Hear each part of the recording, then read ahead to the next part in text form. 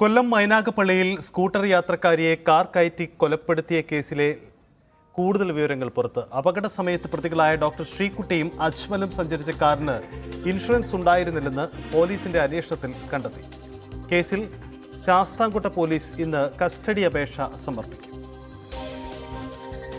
S Vineesh നമുക്കൊപ്പം ചേരുന്നു. വിനീഷ്, ഈ കേസുമായി ബന്ധപ്പെട്ട് വളരെ ഞെട്ടിക്കുന്ന വിവരങ്ങളാണ് പുറത്തു വരുന്നത്. ഒന്ന്, ഇവർ സ്ഥിരമായി ലഹരി ഉപയോഗിച്ചിരുന്നു എന്ന കാര്യം, ഒപ്പം ഈ മുഖ്യപ്രതി ഡോക്ടർ ശ്രീകുട്ടിയിൽ നിന്നും പണം നേരത്തെ തന്നെ വാങ്ങിയിരുന്നു. ഇങ്ങനെ പല വിവരങ്ങളും പുറത്തു വന്നു. ഇതിനൊടുവിലാണ് ഈ വാഹനത്തിന് ഇൻഷുറൻസ് പോലും ഉണ്ടായിരുന്നില്ല എന്ന കാര്യം പറയുന്നത്. എന്താണ് പോലീസ് വിശദീകരിക്കുന്നത്? ഒപ്പം അന്വേഷണ സംഘത്തിന്റെ നീക്കം അതെങ്ങനെയാണ്?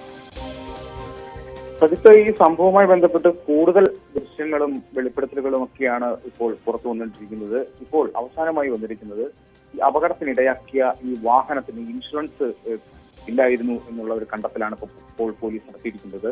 കഴിഞ്ഞ ഈ ദിവസം തന്നെ ഈ ഇൻഷുറൻസ് ഇല്ല എന്നുള്ളത് നിഗമനം പോലീസിനുണ്ടായിരുന്നു. പക്ഷേ ഇപ്പോൾ അത് ഇൻഷുറൻസ് ഇല്ല എന്ന് പൂർണ്ണമായും ആ ഒരു സ്ഥിരീകരണത്തിലേക്ക് എത്തിയിരിക്കുകയാണ്. കാരണം ഈ അപകടം കഴിഞ്ഞ് പിറ്റേ ദിവസമാണ് ഈ ഇൻഷുറൻസ് പുതുക്കിയതായി പോലീസ് കണ്ടെത്തിയത്. കഴിഞ്ഞ ഡിസംബറിലായിരുന്നു ഈ വാഹനത്തിന് ഇൻഷുറൻസ് തീർന്നത്. പക്ഷേ അപകടം നടന്നതിന് ശേഷം ഇൻഷുറൻസ് പുതുക്കിയതായിട്ട് പോലീസ് കണ്ടെത്തിയിരിക്കുന്നു. അപ്പോൾ കൂടുതൽ അന്വേഷണമാണ് ഇതിന്റെ ഇനി വരും നാളുകളിൽ നടക്കാനുള്ളത്. കൊല്ലം മൈനാഗപ്പള്ളിയിൽ ആയിരുന്നു ഈ ഒരു സംഭവം ഉണ്ടായത്. സ്കൂട്ടർ യാത്രികയെ കാർ ഇടിച്ച് തെറിപ്പിക്കുകയും അവർ മരണത്തിനിടയാവുകയും ചെയ്തു. സംഭവവുമായി ബന്ധപ്പെട്ട് 2 പേരെയായിരുന്നു പോലീസ് അറസ്റ്റ് ചെയ്തത്. അജ്മലിനെയും ഒപ്പമുണ്ടായിരുന്ന ശ്രീകുട്ടി എന്ന ഡോക്ടറെയും അറസ്റ്റ് ചെയ്ത് ഇപ്പോൾ അവർ റിമാൻഡിൽ കഴിയുന്ന ഒരു സാഹചര്യമാണ് ഉള്ളത്. ശാസ്താംകോട്ട പോലീസാണ് കേസ് അന്വേഷിക്കുന്നത്. കസ്റ്റഡി അപേക്ഷ ഇന്ന് സമർപ്പിക്കും എന്നാണ് നമുക്ക് അറിയാൻ കഴിയുന്നത്. 3 ദിവസത്തെ കസ്റ്റഡി അപേക്ഷയായിരിക്കും സമർപ്പിക്കുക. അങ്ങനെയുണ്ടെങ്കിൽ കൂടുതൽ ചോദ്യം ചെയ്യലും അതുപോലെ തന്നെ തെളിവെടുപ്പിനുമെല്ലാം സാധ്യതയുണ്ട്. കൂടുതൽ വിവരങ്ങൾ ഇതുമായി ബന്ധപ്പെട്ട് പുറത്തു വരാനിരിക്കുന്നു.